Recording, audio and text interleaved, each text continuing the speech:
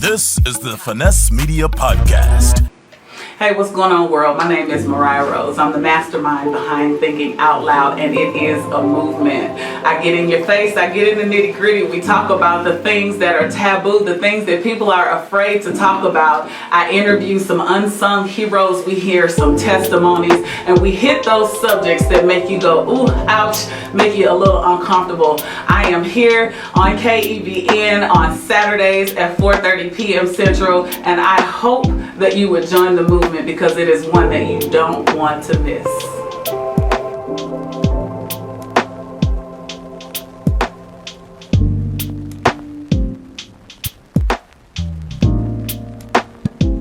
Welcome back to another episode of the Finesse Media Podcast. I'm your host, Ken Finesse Media, and each and every week, as I mentioned to you, I bring you something brand new, but I got something brand new. So kicking things off and keeping things rolling for the December holiday, I'm bringing some cheer and I'm bringing some fun. So she's joining me for the first time on the podcast this season. Welcome to the podcast, the poet, the writer, the mom, the entrepreneur. She's also a veteran. We're going to get into that as well. So welcome to the podcast for the first time, my girl, Moriya Rose. What's up, girl? Hey, what's going on? Thank you so much for having me. Look, Moriya, I'm so excited to talk to you because we kind of met at a happenstance, right? It's because of another friend. So shout out to Kenyatta who brought us all together. I'm showing the photos right now. We kicked it off with her authentic vibe thing, you know, and then we supported that queen at her event, but that's where I met you at when you was rocking the mic. Yeah, thank you. That was back in August when we first met, that very first one. It was really, really good. It was definitely a vibe, and I had a really good time. So yeah.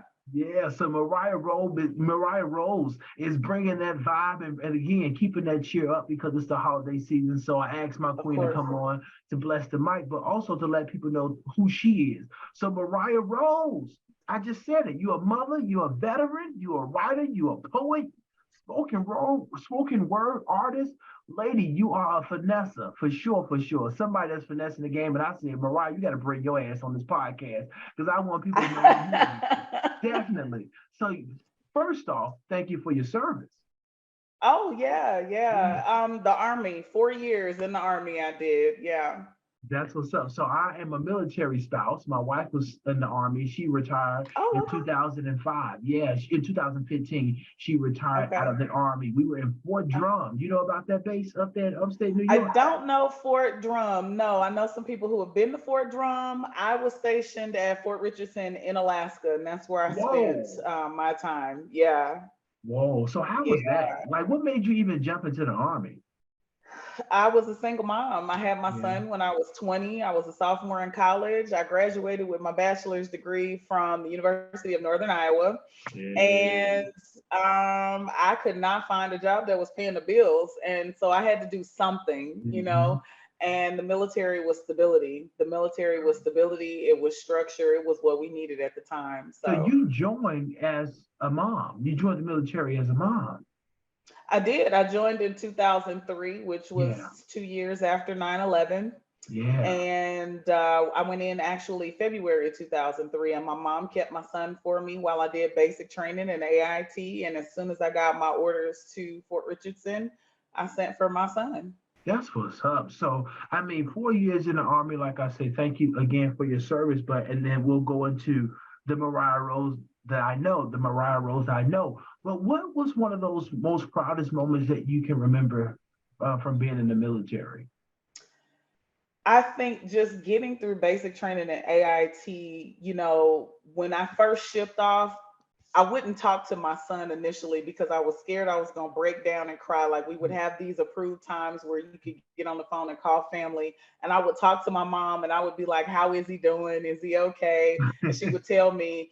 And so I got about 3/4 of the way through basic training and she finally let me talk to him and I broke down anyway. So it didn't matter. How old was he? My son at the time, he was, I had him in 99. I went in 2003. So he was 4. He was 4. And so my proudest moment was actually finishing, you know, getting to the point where I could get to that duty station and then getting promoted while I was in. I got out in E5, which is a sergeant, if anybody knows, military lingo. I know it. Yeah. My wife was 92 Yankee.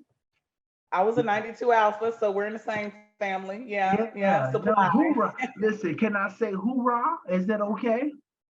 I think hoorah is Is the that Marines is is it? hua. It's hoorah for army. Hua. Hoorah Yeah, is for army. yeah. And I had a first sign that couldn't stand for nobody to say hua because hua could mean anything. Uh-oh. You Well, know, hua could clearly, mean kiss my grits. clearly, I am unpolished and ignorant to the lingo. I pledge the fraternity stuff, so I had to ask and make sure I'm saying the right stuff. So, with respect, no, shout out to you and the army because again, it takes a soldier to do that, and that is a level of dedication I have no parts of. So, a shout out to my military folks that are active and those that retired. So, thank you for your service. Definitely, But you must be definitely. a soldier living in St. Louis. Come on now, show me state. What was that The like? show me. You from St. Louis. Well, we grew up in the county. I didn't grow up in the city. I grew up in the county. Now, my mom and the rest of them, they grew up Oh, in the city. Everybody, most of my family is still in St. Louis. I have a sister in Vegas, a brother that lives in Florida, and another sister in Chicago. But for the most part, everybody is still in St. Louis. yeah. It was definitely interesting. Yeah. But you say not the city. So were you in the suburbs or I country? don't know if you want to call Jennings. I guess you could call Jennings the suburbs. I guess you could call it that. I mean, we didn't know if we wanted to be city or not. You know what I'm saying? It was something different every day. But I'm proud of where I come from. I'm proud of where I grew up. Proud of the high school that I went to. Did a lot of good things in high school. You know what I'm saying? Had a lot of good teachers, a lot of good coaches, and stuff like that. And so we do all right out there. We do all Yeah. right. No, that's cool. And you see, not only is again you are a veteran and a mom, as I mentioned, and a poet, but you published your first novel in 2016, Solid Broken I Wall. did. Talk to my I viewers about did. that novel. Okay, so Solid Broken Wall is a Christian-based romance, essentially. I had a family member ask me if it was spicy. Not spicy in the worldly sense of the word spicy, no. But it is a story about a young woman who has, these walls that she's built up over time from failed relationships, not just intimate relationships with men, Mhm. but just failed relationships in general in life. And she meets this guy who is there. He's like there for it, trying to tear it down. And it's just a story of how he's patient with her, loving her through that process. And she begins to overcome, these walls that she's built. Because a lot of times when we build walls, we think we are protecting ourselves from someone. And honestly, we're hindering our progress, our growth, and our forward movement. And it's Mm. more of a hurt than it is a help. Hmm. Yeah, it's one of those things, Mariah. When I hear what you say, it's one of those things that I heard someone say that whatever you resist will continue to persist. Is that sort Agreed. of what you, yeah, yeah. I Because agree. the metaphor of that even a solid broken wall. It reminds me of one of my sorority sisters. Shout out to Selena Johnson. She's a friend to the show. She had written a song called Stonewall and how to Hmm. kind of still stand like a stone wall. And so when I hear the words or when I hear the title solid broken wall, it's to me, and I have not read the novel with respect, I would say, just to me, hearing that title though, it sounds like somebody that is solid on the outside but broken on the inside. Most definitely, that would be a correct characterization. Yeah. And a lot of times in our brokenness, we build these walls that are meant to, Mhm. fortify us and insulate us. And again, it really just causes more damage than it does good. And a lot of times, I will say God allows people to come into your life to chip away at the bricks in the walls that we put up in order Mhm. to allow healing to begin so that we can be whole. Yeah, no, for sure. And when you are giving spoken word and lyrics to your audience, where did it even come from? Kind of what is the creative space that you fall into when you are writing poems? What is the creative space that you find yourself getting into to actually deliver such a message? Because again, when I first saw you at the event, I said, man, this chick is deep. Now, you were reading from a paper. Let me be honest. You were reading from a paper, but I'm like, this energy is really transformable when you listen to the lyrics and when you heard the tone of your articulation. What kind of space that you be in, Mariah, to create such kind of poetry that you do? I will say that all of my poetry usually comes from personal experience. A lot of times, birthed and born from a place of pain or not necessarily a dark space, but a place of reflection or introspection with something that I'm dealing with, something that I'm going through. And all of it is meant to be inspirational in terms of whatever it is that I put out. I want it to affect someone else, whoever's listening, in a Mhm. positive way, to empower and encourage them because it empowered and encouraged me. And Yeah. so, a lot of times that creative space is usually I'm like, okay, God, really, I got to get my material like this. This is how He gives it to me. And so I just sit down and, me and him, pen to paper, and it's a collaboration, definitely. I Yeah. don't come up with it on my own. But what did you realize, Mariah, that you had the ability to write and create? I started writing, I'll say in 2009. I've always loved reading. I'm a bookworm, I'm a word nerd. But in terms of actually putting it down in a poetic way or even desiring to write a book, that came in 2009. That was a period of transition in my life for me and my kids. I was moving from Washington State here to Texas. Mm. And just before that transition period started, I began to just have this unction or this urge to put pen to paper. Yeah. And if I go back and I look at my work from 2009 to now, I can see how it's been polished over the years. You can tell that when I started, I was new to it. Mhm. But I can see the growth and development from it since that time to now, Yeah, yeah. And your birthday's June 22nd, the 23rd. 23rd. Is that a Cancer? I am a Cancer, yes. You're spot on. You're spot on. Well, we was spot on how. You have to help me understand how, because I Yeah, don't follow zodiac. I'm going to give it to you. I'm going to give it to All you. right. You're spot on because I think my wife's a Cancer, by the way, Okay. July 13th. So let me tell All you right. about yourself. But you're very, Okay. you're very empath. Like you're very empathetic to words, and I think that's. And when I was reading your bio and doing research, I go, it all makes sense. I mean, you really are a person where people can kind of lay down their burdens. They trust you with, their secrets. They can really kind of come to you as the healer. I think that, I mean, you have a divine femininity. And that really is what a Cancer gives off. And I would tell you that when I was listening to you, I say, man, I didn't know at the time, but when I did the research, I go, it all makes sense. This girl is a Cancer. So June 23rd. And Yep. also, what I love about Cancer, which is a segue to my next question, is that Cancers say it like they mean it. You may not even recognize or realize it, but I will say this: Cancer say it like you mean it. So, thinking out loud show. You have done this Yeah. show and you are thinking out loud. I say again, Cancer say like they mean it. Shout out to Wendy Williams. They say it like they mean it. And some people, and you may even feel like, whoa, I shouldn't have said it, but it's real also. So Mhm. you're thinking Mhm. out loud show. Tell our viewers about that show because you are definitely keeping it real. And you're talking to people in person. We're doing a virtual space. So you're in person with your guests. But talk to our Mhm. viewers about this show. Okay, so thinking out loud is literally that. I have a friend who used to always say, "Oops, you caught me with thinking with my mouth open," right?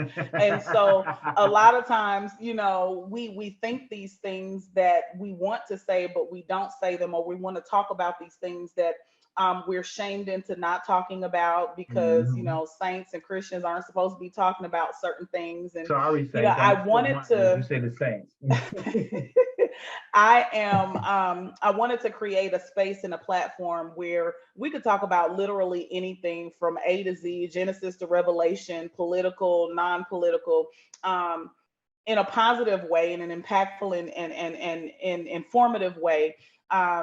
Because we don't get to have those conversations anymore in this society, in this day and age that we live in. If I have an opinion that's different than yours, Ken, we're mortal enemies. We can't agree Hmm. to disagree. Hmm. We can't be friends. As a matter of fact, meet me in the parking lot after school at 3 o'clock. You know what I'm saying? And so, thinking out loud is meant to facilitate discussion about a whole host of different things. Mm. Um, sexuality, sexual activity for single folks who are in the church, politics and school, and just different things that are going on in the media from a different perspective, but not so much adversarial to the point where we're not listening to one another to understand perspective and come away from that discussion with understanding. Yeah. No, I like your platform because again, it is an array of different topics. I think I've caught maybe 2 episodes so far. I Hmm. know I have to play catch up because I'm late to the party. I'm late to the Moriya Rose show. So I'm playing catch up on your Yeah. shows and whatnot. But what I have seen so far is those kind of intellectual conversations where it's not really judged. It's saying, hey, you have your perspective, I have my perspective, and we're going to just think out loud and kind of have that conversation. So I love your show Right. every Saturday, right? Yeah, Saturdays at 4:30. We're on a hiatus for the month of December. We'll be back mid-January because we have some transition going on with the station that I'm affiliated with KEBN, that's Kingdom Expansion Broadcast Network. And it is just an opportunity. I love what I do, and Yeah, it is you an can tell. opportunity to meet different people, to learn different things about different people. And to your point before we started, it's a conversation. Yeah. A lot of times, you don't, if you don't get to the place where you understand where someone else is coming from, how can you ever know the struggle that they've been through? How can you ever Mhm. know where they're coming from? Yeah, We pass judgment on people prematurely just yeah, based on what we see, and we never listen to the story that goes on behind. Like, there's this cloud of apathy over our society right now where, well, it ain't got nothing to do with me, so I don't care. mhm, And I mhm. think that's the wrong direction for us to be going in. Yeah. There was a poet that had said, and I'm paraphrasing, and I also don't know the poet, by the way, for my viewers, but there was a poet that said something along the lines that I watched it happen to everyone else around me, and I said nothing until it happened to me. And so that's one of those things where it's kind of like, well, it ain't my problem. Well, until it becomes your problem. So I think that is very Right. important what you said. So no, absolutely though. So, having that space to share with people is really important. It's kind of what I, love about having a podcast. And, it's Yeah. having different thoughts, different perspectives, and people to join you. So Mariah Rose, thank you for joining. Look, I ain't walking you up out of here. I'm just Yes. saying on top of why you here, because you're definitely somebody that's finessing the game. And if you have not also been caught up to my situation, every week, Mariah, I ask my finesser. That's you. That's you, that person that I say is finessing Okay. the game. But I ask my finesser, who's that person for you, Mariah, that you say that's finessing the game? Who is the person for me that is finesse? And this can be anybody. Can be anybody. I mean, I'm saying there's so Yeah. many different people. I mean, if you want to, like, Shonda Rhimes is It one could of be somebody my. you know. It doesn't also have to be a celebrity. Quite frankly, it could Okay. be a brand. I had a guy a couple seasons ago say that Canon, the camera, is finessing the game. I said, well, do tell. Tell me about him. And he elaborated. Shout out to Dubs Grove here in Dallas. So no, I mean, whoever the person or persons that you think that's finessing the game.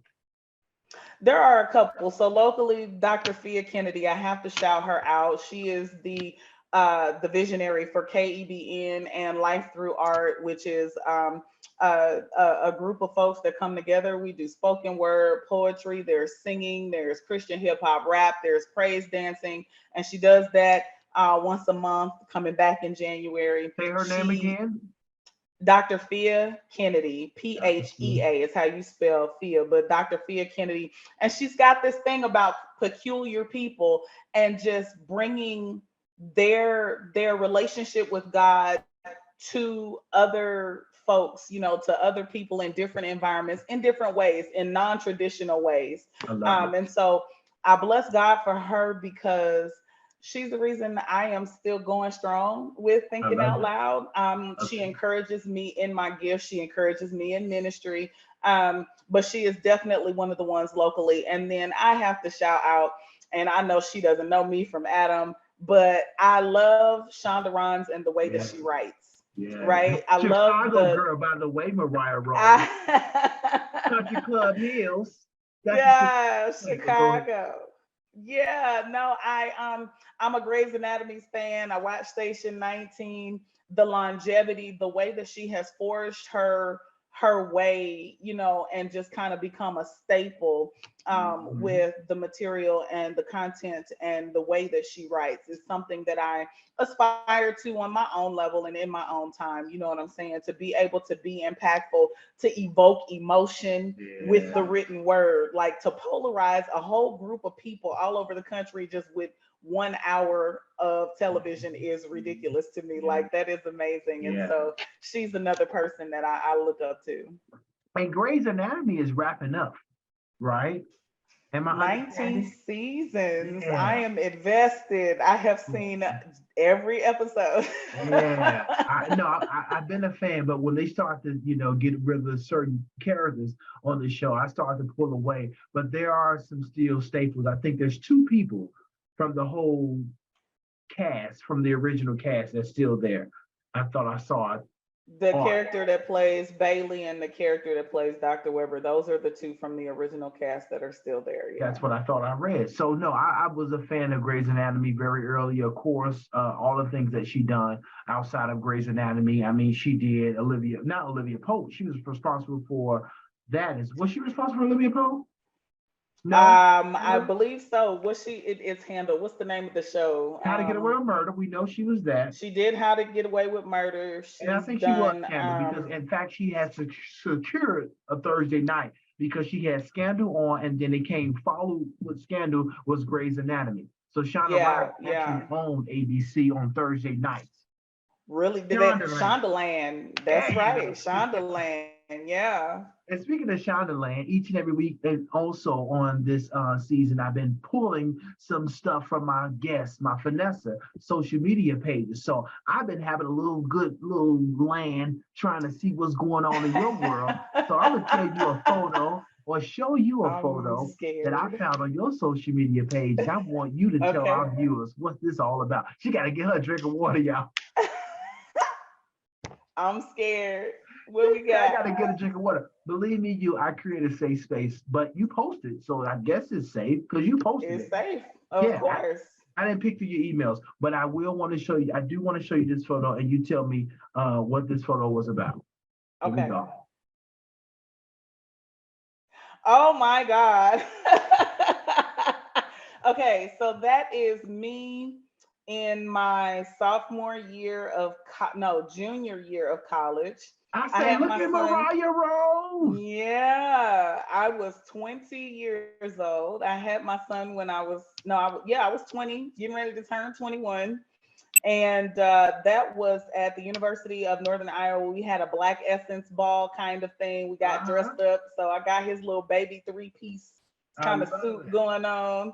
And yeah, my son was a campus baby. He definitely was. So I that's what love that that. picture was. I love that. I love that. And I love that you mentioned as often as you have about being a college mom, because as Hmm. my matriculation through the University of Arkansas at Pine Bluff, where I attended undergrad, there were a lot of my peers who had the same sort of situation. And that was just Hmm. great because you were able to kind of be like an uncle and you were able to kind of see Hmm. somebody else really live their dreams of being a college student matriculating, but also be a mom or dad, because there were some Hmm. dads also that was raising kids along with their mother of their child. So no, I love that. And so when I saw it on your social media, I say, I think this is Mariah and I think this is the baby, but I want you to tell me and my viewers. So Yeah. thank you so much for Yeah. sharing. And before you get up out of here, once again, Mariah, thank you so much for joining me tonight on this episode. It's a great time to really chat with you. We need more time. You really need to come back. I would love to come back. You It got is to an come back because this honor. is really, It I is can't an talk to you. honor. I cannot talk to you in 30 seconds. So you gotta come back. Okay. You gotta come Anytime, back. anytime. I would love to come back. That would be Before you great. get up out of here, Mariah, you know I gotta do it because I love your dope ass poetry or your dope poetry. Sorry, I feel like you talk so much about religion. I don't know your viewers, so they might be like, "Oh my God, what kind of podcast did you join?" But seriously though, your talent it's really good, and that's why I was attracted. But I didn't know that you were a veteran. Didn't know that honestly you were a mom. Didn't know that you were. I mean, obviously through poetry, but you're also a writer because you wrote a book. I didn't know all those things. So learning about you tonight was a lot of fun. But really, again, what attracted me was the poetry, that live poetry that you did. And so if you could give my viewers just a little tease, you ain't got to be long. Whatever you got. Just give us a little, just poetry us out into 2023 because we're about to turn the tassel into a new year. And whatever you got. Did you got some? I do have something. It's a piece called Breathe. I wrote it not too long ago. Uh-oh. I've only performed it a couple of times. So I'll give you a tidbit of that. All right. So life has been trying to suck the very essence of you from me. It's been trying to steal my joy, my shine, my God-given identity, literally everything that came from you, everything connected to me and everything that makes me the jewel that I am supposed to be. I didn't understand anything. I couldn't comprehend or see. I couldn't concentrate. I was baffled. I couldn't breathe. You see, claustrophobia has never been a thing for me, but I just didn't know why it seemed as though the walls were closing in and crashing down on me. It almost as if every step taken forward was rewarded with a gut punch, knocking me backward to the beginning again, my head spinning again, my dreams dissipating again, a whirlwind of confusion wreaking havoc on my nervous system with no foreseeable end inside. Why is it that I couldn't seem to win for losing? How much longer do I have to fight just to breathe? Boa-like constriction stealing my attention, and at every turn this soldier was drawn in and entangled with all of the wrong things that were keeping me from focusing. And the further I got away from you, the more I found myself panicking uncontrollably, eyes blinded by situations and circumstance, my silent cry of anguish and pain reverberating throughout the midnight hour, begging and pleading for the dawning of a new day, my heart covered in contusions, my mind engulfed in a haze, battered and beaten. I was spiritually dazed. So that's just a little piece, little tidbit. Woo-hoo. And look, now I can breathe.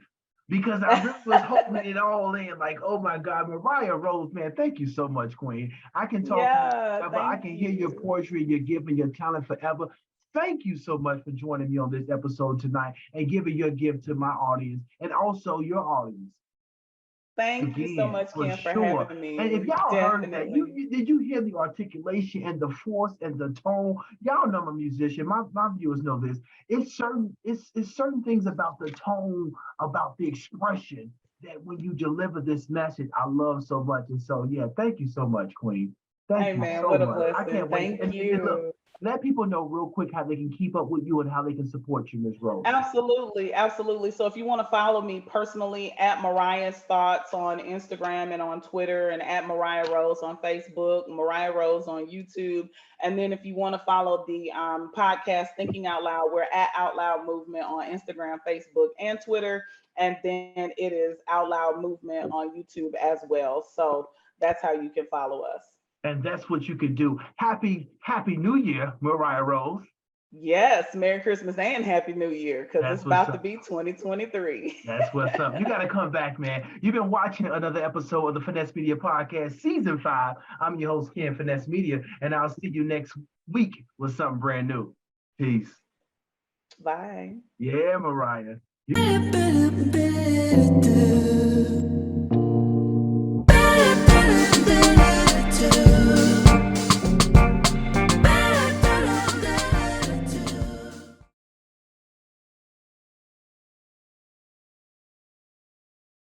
This has been another edition of the Finesse Media Podcast. Join us again next week for the latest news from HBCUs. Special guest